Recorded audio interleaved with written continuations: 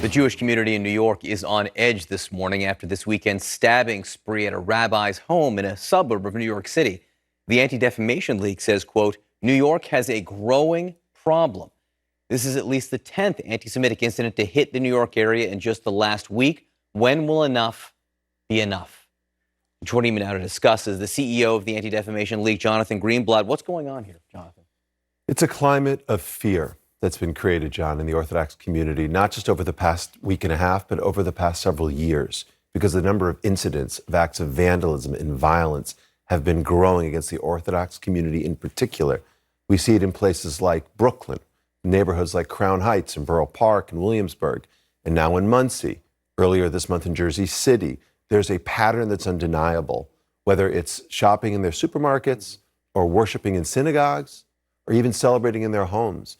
The Jewish community is under attack, and it's got to stop. You've mentioned just some of the attacks recently in the New York area, but it's not just the New York area, and it has been over the last year or two. We've seen the attack at the house in Monsey. We saw Jersey City. You said you were just doing Shiva visits for people who were killed there, and now you're up in Monsey dealing with that. April 27th, the person was killed in Poway, California, and back on October 27th, 2018, the shooting at the Tree of Life Synagogue.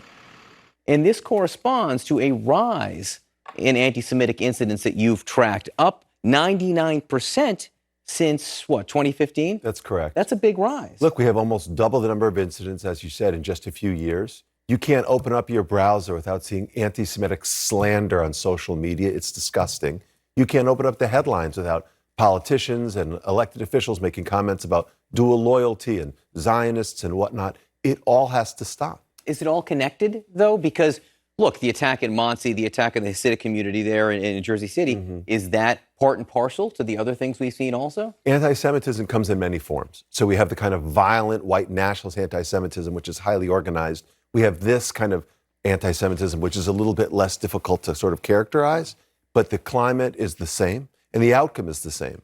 Jewish people feel insecure, and they are. Has there been a mainstreaming of anti-Semitism in a way over the last few years? No doubt. I describe this as the normalization of anti-Semitism. People feel like it's permissible to say things like there are conspiracies being created by invisible Jewish financiers or people like George Soros or Sheldon Adelson or others. So you have a climate in which these stereotypes, which have long been out there, have suddenly moved from the margins into the mainstream. And that's why we need, thoughts and prayers. That time is over. We need action now. What action? Do you need a federal domestic terror law? We sure do. I mean, I think when Congress comes into session next month, we want them to pass the Domestic Terrorism Prevention Act. We want them to pass the No Hate Act. So those things need to happen. They don't exist. I don't think people realize they don't exist now at the federal level. It's really quite remarkable that we don't take this kind of domestic terrorism seriously, and we need to. We need all law enforcement to be trained. But at the state and local level, I'm really glad Governor Cuomo said what he did yesterday.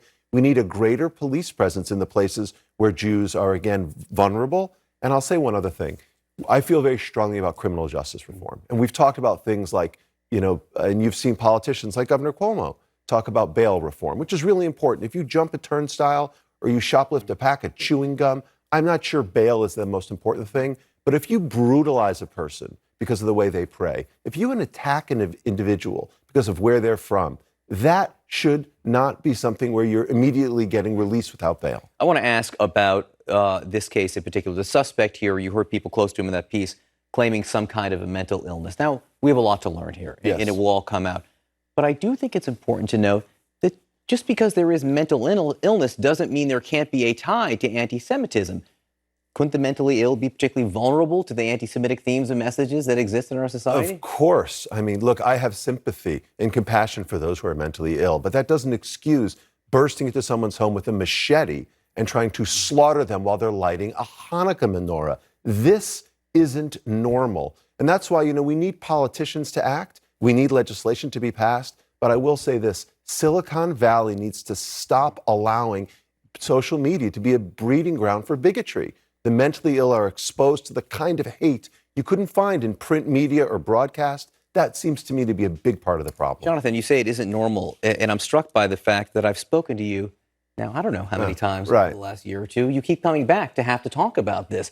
If it's not normal, yet you keep coming back, how does it get stopped? Well, again, this is what we do. We need our leaders to lead. We need people in public places to speak out, but also ordinary citizens need to stand up and say, we won't tolerate intolerance. Because you're right, John, when we see hate being normalized, all of us lose. And one last question. This is something you were talking about with Poppy in the break, and so I think it's important. The ultra-Orthodox or Hasidic community here in the United States, you think they're particular targets because of the way they look often? Yeah, look, it's easy to spot someone wearing a black hat or a kippah.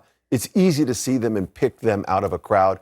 But I'll say two things. Number one, I might not wear a black hat myself. I might, worship at a different synagogue, but we're all brothers and sisters in the Jewish community. That's an attack on one Jewish community. It's an attack on all of us. And secondly, keep in mind, anti-Semitism may start with the Jews. It never ends with the Jews. It's a sign of rot and decay in democracy and in broader society. That's why all Americans were affected by this crime. And I think that's such an important message from the ADL over the decades. Thank you so much for being with us this morning, Jonathan Greenblatt. Great to see you. It really is a